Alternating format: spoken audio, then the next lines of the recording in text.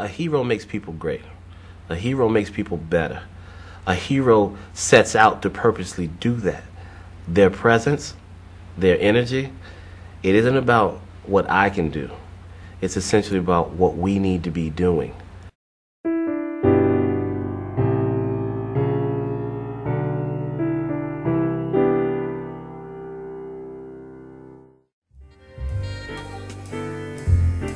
There's no shortage of historical figures as great examples of black achievement. Maggie Walker, Carter Woodson, Arthur Ashe, Toni Morrison, Barack Obama. But just saying these are our heroes, go be like them, doesn't seem to inspire many young people. Come to think of it, the fact that these individuals seem so distant and, well, complete, that can leave a lot of adults uninspired too. With the Young History Makers program, we decided to take a second look, to have youth take a deeper look at these storied figures.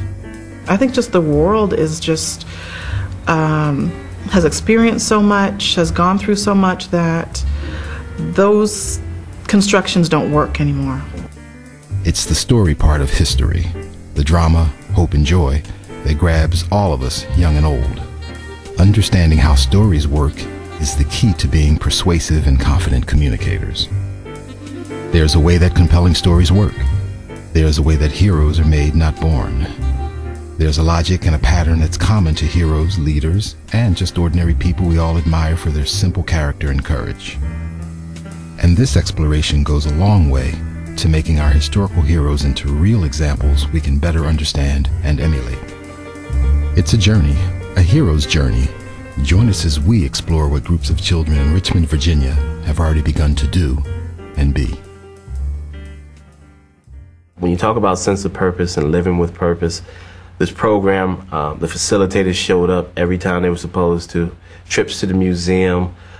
So just the simple aspects like that, those were opportunities for kids to understand what commitment is, to see commitment in its making, and also be a part of something that was bigger than themselves.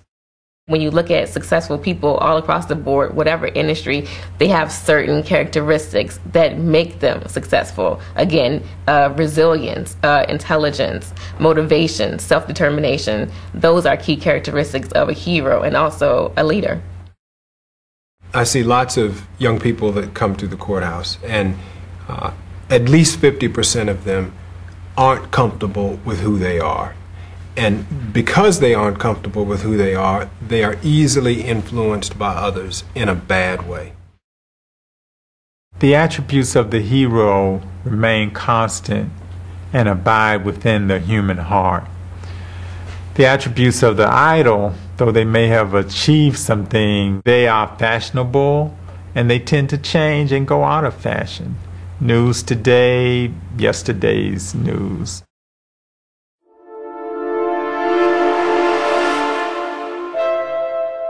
"5,000 years ago, a story was told in Mesopotamia, what we today call Iraq.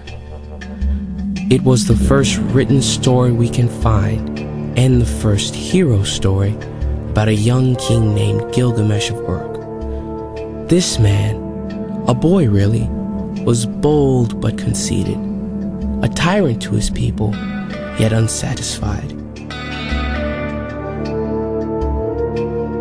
And the gods stopped Enkidu's heart. This left Gilgamesh alone and confused and worried whether he too would soon die.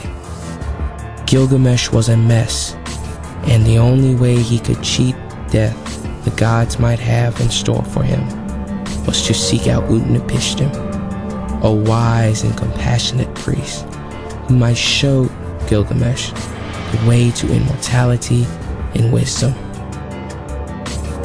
Utnapishtim's message was simple.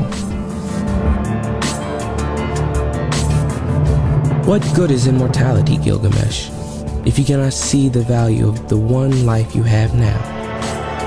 The point of being mortal is to remind you to get busy being the just and kind and capable person you already are or are becoming.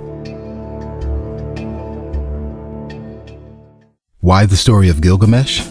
Alex, a 16-year-old young man, is our narrator for a reason. For many of our youth, that's an age of choice. It's an age of choice for all of us. Gilgamesh's tale is one of humankind's oldest. And as Alex described very well, it's the story of a young man who has difficulty seeing all of the opportunity before him.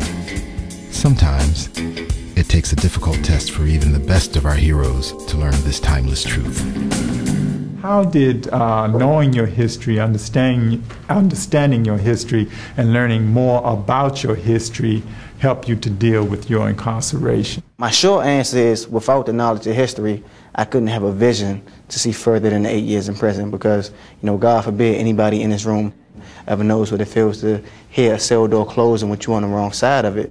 But when that does happen, it is so hard to think further than the next minute and the next 5 minutes. But in order to survive, you have to. And history, even now, will give y'all the perspective to think further than 7th grade, 8th grade, your next girlfriend, your next pair of shoes, the next boyfriend, the next hairdo, the next haircut, whatever. History is what allows you to sort of have a vision to see past the things that you have to deal with every day. There's no hero school, is there? Is there a school that will teach you how to be a hero? Okay, but there is a hero's journey. The hero's journey is like that. You start out at a certain point, you start out with what you know, and then you make a choice. Once you have to make a choice, and you decide, is this all that I want, or do I want more? And do I have the ability to actually go out and get more? And it's at that deciding point that either you choose, no, I just kind of want to do what I'm doing. I'm not smart enough, I'm not strong enough, I don't know enough, and I'm really kind of comfortable. Or you say, you know what, I want more. And you cross that threshold and you decide to do things differently and go for what you don't know. And that begins your journey. You pick up people along the way who can either teach you or hold your hand while you go or encourage you. You meet some challenges, you win some and you lose some, and ultimately, hopefully, you learn and you can continue. And then what you do is you use what you learn to go forth and you gain confidence, right? Once you gain that confidence, you test what you know, and you come back home, and all of a sudden, the world is different. You've got more opportunities.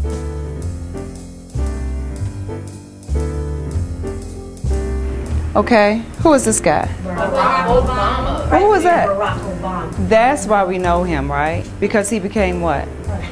But before he was president, what was he? You remember this? He was a Hawaiian person. Can you see? What else was he? American. He was a traveler. He a father. Community activist, a father.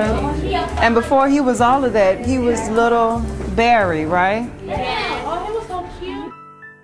When he started out on this hero's journey, he was a little bit younger than you all. Now you all, your lives, just like you see back here, Barack is more than just his image. He's all the things that made up his hero's journey. And all of you are made up of more things than just your hero's journey. So Ms. Bay is going to talk with you about that, about your images. You know, that you're more than just your images because you are what? You're your heart, your soul, your brain. For presidents, for mythological heroes, and for everyday people, the hero's journey has a very simple pattern.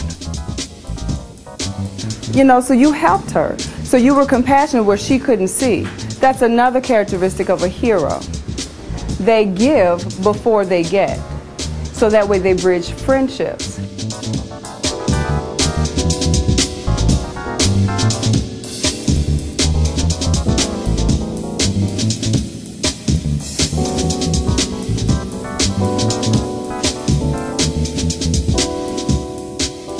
We got to the wonder part, and we kind of took off with the wonder, but there are also two other components to those two tools of curiosity and wonder.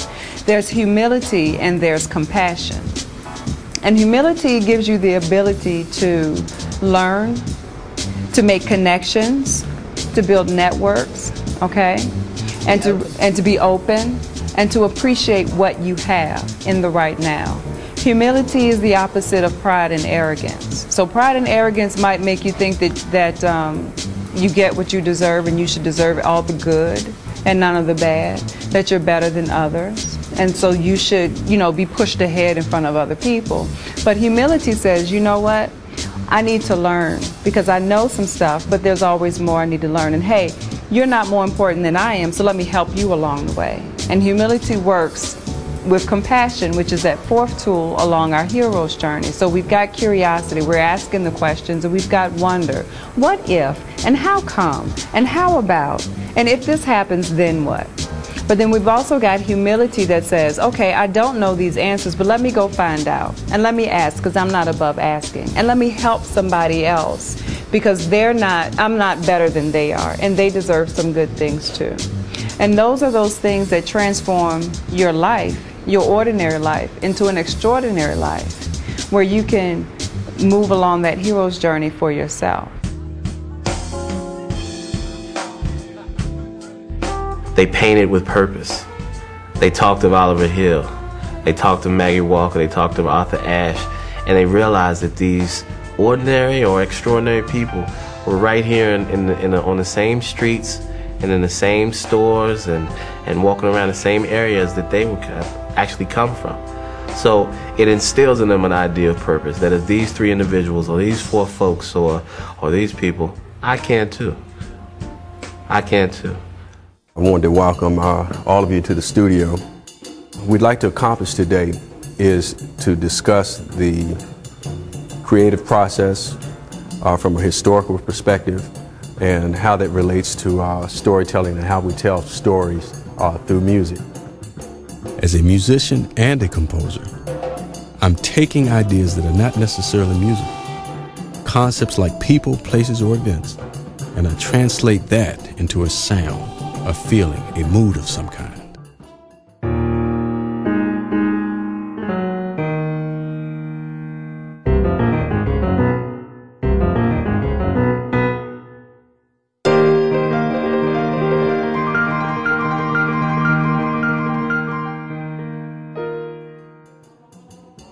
In terms of telling a story, some things just can't be expressed in words. Take blues, for instance. Typically it's slower, it might express sadness, poignance, and sometimes joy. Notes and lyrics work together to capture our hearts and imaginations in ways that words or music alone just can't do.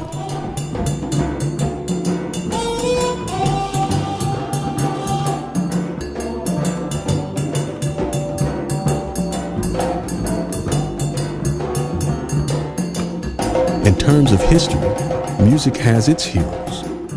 People who've blazed a trail or discovered new ways to tell stories through music. Ask Jay-Z or Beyonce who their influences are, and they'll probably say someone like Stevie Wonder or George Clinton or Eartha Kitt or Billie Holiday. If you ask Stevie or Eartha their influences as young artists, they'd probably say Miles Davis, Louis Armstrong, Duke Ellington, or Ella Fitzgerald. These earlier artists have contributed greatly to America, and the music we listen to today would not exist had it not been for these individuals and their hard work. She chose to be a hero in a small way. Every day a hero in some small way. Every day a hero, every day.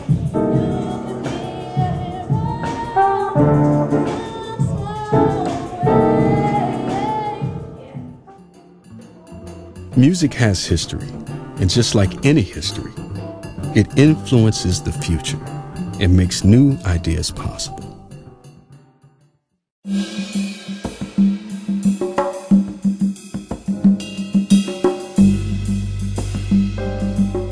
History doesn't have to necessarily be interpreted through business or performing. It can be done creatively.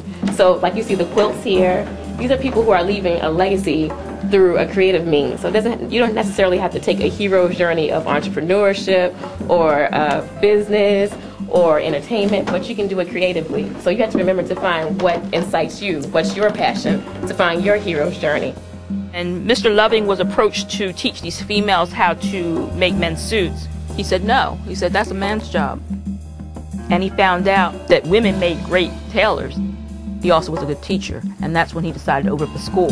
He opened it up in 1921. They taught hat making, dress making, pants making. his mantra was, the students must love their work. Maggie's idea of pool capital allowed for folks to have the confidence to realize their dream and to take the first step on their journey. Woolworths was a place you would go in and get your food and then you could shop. But if you were black, you weren't allowed to sit down at the lunch counter.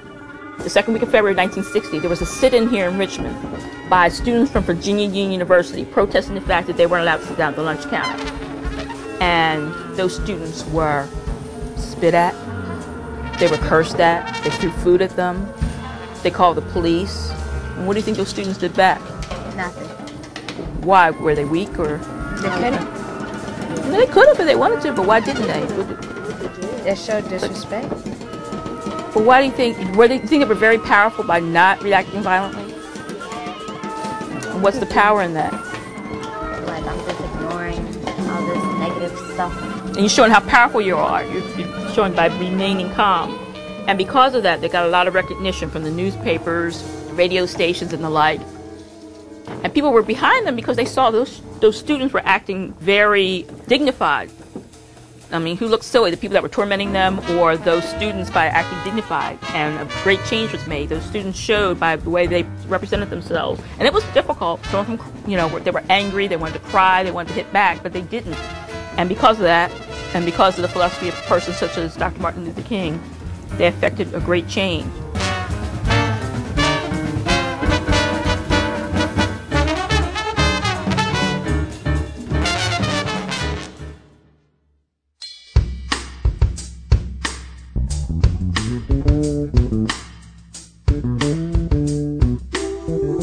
I think that's the legacy.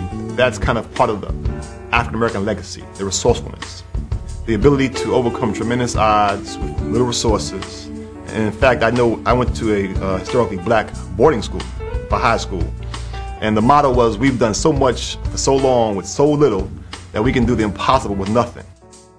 And I remember one evening after going home, I realized that these were all such beautiful children and they were so open to the knowledge that we were giving to them. And it just hit me, but they were so sort of empty and bereft of a lot of the knowledge that we were giving that it hit me in my heart, and I was moved close to tears because I felt like our kids are dying to know who they are. But I realized that so are all of us. All of us are dying to know who we are, where we've come from. You know, we all want to understand our origins in order to understand our purpose in life. We have done a disservice, I think, to our young people and people in general by assuming too much. And of course, you know, how do you take assumption out of the world? You can't.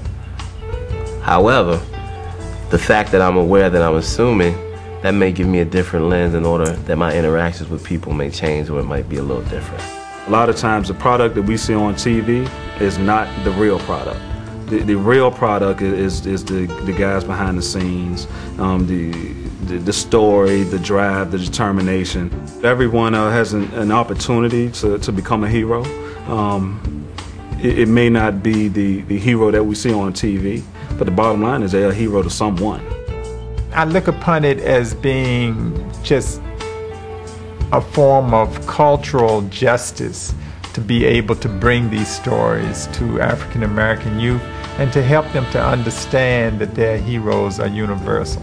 It's a broader context. However, focused energy-wise, it's on young African Americans who necessarily don't know that they've lost their way, but are have every intention of trying to find a way home.